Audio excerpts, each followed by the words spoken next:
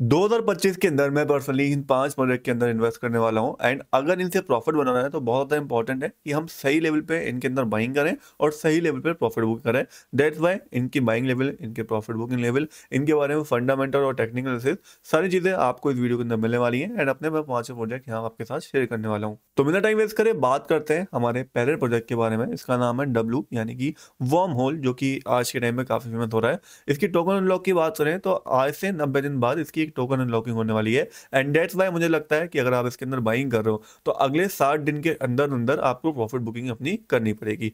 अभी करंटली देखते हैं तो काफी बॉटम लेवल के आसपास ये ट्रेड कर रहा है, बहुत ज्यादा फॉल कर चुका है, बट क्योंकि इसके अंदर एक गोल्डन क्रॉस हो रखा है, बुलिश देखने को मिल रहा है, वॉल्यूम अच्छी है, दैट्स वाई मैंने पर्सनली इसके अंदर एंट्री ली है इस ट्रेंड लाइन के ब्रेकआउट आने के बाद। यहाँ पे मेरी एंट्री है एंड मेरा एग्जिट लेवल जो इसके अंदर रहेगा, पहला टारगेट रहेगा $0.4 का एंड दूसरा टारगेट मैं $1 के आसपास लेके चलूंगा आने वाले 60 डेज के अंदर। अगर आने वाले 60 डेज के अंदर इतना टारगेट हिट होता है तो ठीक है, वरना अगर आने वाले 60 दिन के अंदर मैं 10-20% प्रॉफिट में भी चल रहा हूँ तो मैं पर्सनली प्रॉफिट बुक कर लूंगा।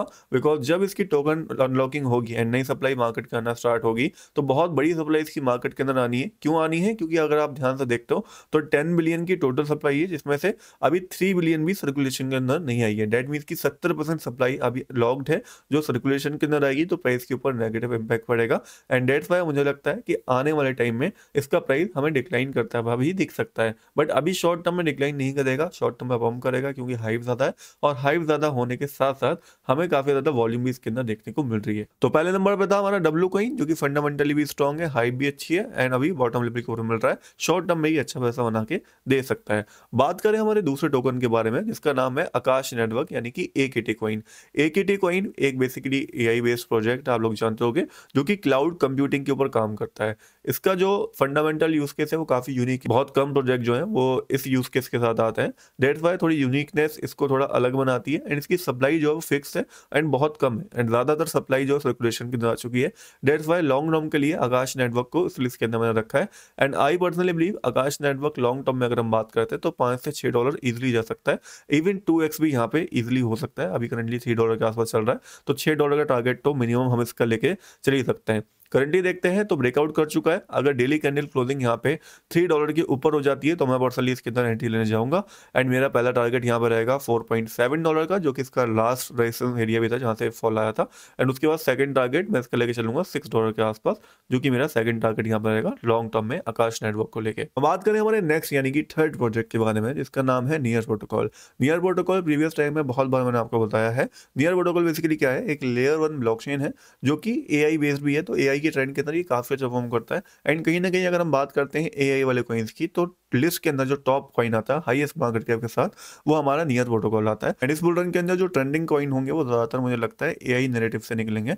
दैट्स वाई मैंने नियर प्रोटोकॉल को यहाँ पर रखा है एंड आई बिलीव अभी काफी अंडर वैल्यू है, अगर हम इसके देखें तो $5 पे कमेंट कर सकते हैं।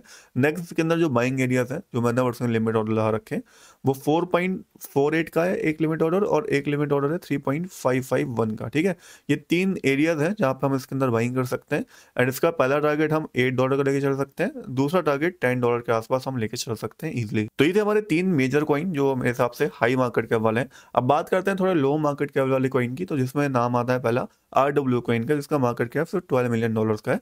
यहाँ से इजिली ये पोटेंशियल रखता है कि 10x या 100x भी हो जाए, बट इसके अंदर प्रॉब्लम क्या देखने को मिलती है, इसके अंदर प्रॉब्लम हमें ये देखने को मिलती है, एक तो सप्लाई बहुत कम इस समय पे सर्कुलेशन के अंदर आई हुई है, बहुत बड़ी सप्लाई मार्केट के अंदर आनी है। दूसरी कहीं ना कहीं इसका ट्रेंड अब फीका पड़ता हुआ हमें दिख रहा है।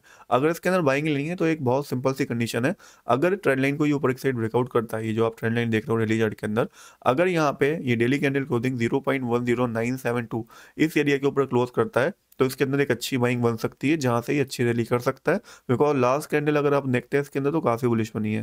दैट्स वाई मैंने RW कॉइन को यहाँ लिस्ट के अंदर रखा है, चाहो तो आप अपनी वॉच लिस्ट के अंदर रख लेना, क्योंकि अगर इसने ट्रेंड लाइन को ब्रेकआउट करा तो ये बहुत अच्छा बुल फ्लैग का ब्रेकआउट आएगा, जिसके बाद RW के अंदर अच्छी रैली हमें देखने को मिल सकती है। ना बात करें हमारे फिफ्थ टोकन के बारे में जिसका नाम है CXT यानी कि covalent x token.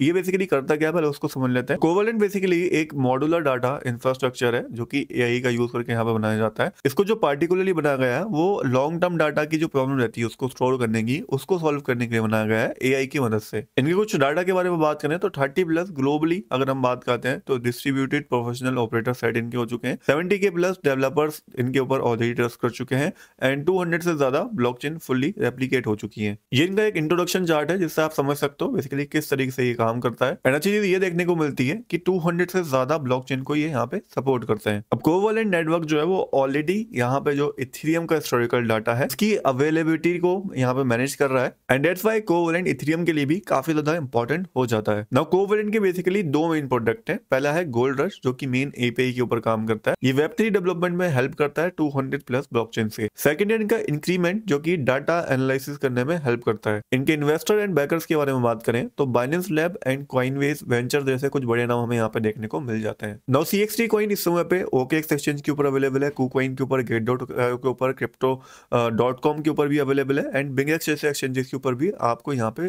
CXT coin मिल जाएगा। इस कॉइन की अगर हम टोकनोमिक्स की बात करते हैं तो अच्छी चीज ये देखने को मिलती है कि टोटल सप्लाई में से ज्यादातर सप्लाई जो है वो सर्कुलेशन के अंदर आ चुकी है एंड मैक्सिमम सप्लाई भी यहाँ पे फिक्स रखी गई है। अगर हम इसका कंपैरिजन करें GRT कॉइन के साथ तो GRT कॉइन का अगर 10% मार्केट कैप ये कॉइन अचीव करता है तो ऑलमोस्ट 60% का रिटर्न हमें करंट प्राइस से ये दे सकता है। वहीं दूसरी ओर अगर GRT कॉइन का 50% मार्केट कैप अचीव कर लेता है यानी कि $1 बिलियन के आसपास जाता है तो ऑलमोस्ट हमें 8x से ज्यादा रिटर्न बना के दे सकता है CXT कॉइन।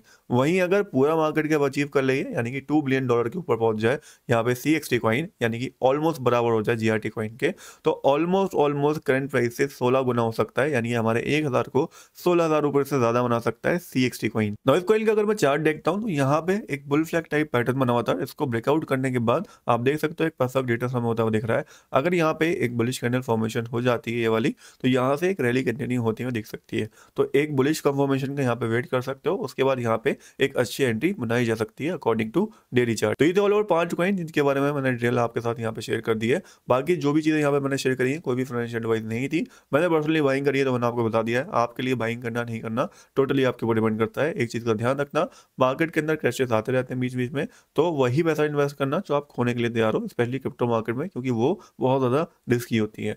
नाउ लास्ट में अगर हम एक छोटा सा अपडेट ले बिटकॉइन का तो करंटली आप देख सकते हो एक रेंज मूवमेंट के अंदर ही यहाँ पे ट्रेड हो रहा है बिटकॉइन। अगर $1 लाख के ऊपर एक डेली कैंडल क्लोजिंग हो जाती है बिटकॉइन में तो ही एक अपसाइड मूवमेंट की यहाँ पे उम्मीद रखना एंड कंटिन्यू अपसाइड हमें देखने को मिलेगा जहाँ पे एक नया ऑल टाइम हाई बनेगा। उससे पहले तक एक साइडवेज मूवमेंट ही मेरे हिसाब से यहाँ पे कंटिन्यू होगा एंड चांसेस बने रहेंगे कि ये क्रैश भी हमारा आता हुआ दिख जाए। तो बहुत ज्यादा इंपॉर्टेंट है कि $1 लाख के ऊपर बिटकॉइन डेली कैंडल क्लोजिंग करे, क्योंकि जब तक वो नहीं होती तब तक कहीं ना कहीं एक डर मार्केट के अंदर बना हुआ है। बाकी आज की वीडियो में अपडेट था, नेक्स्ट वीडियो के अंदर जल्दी मिलेंगे, तब तक गुड बाय, टेक केयर।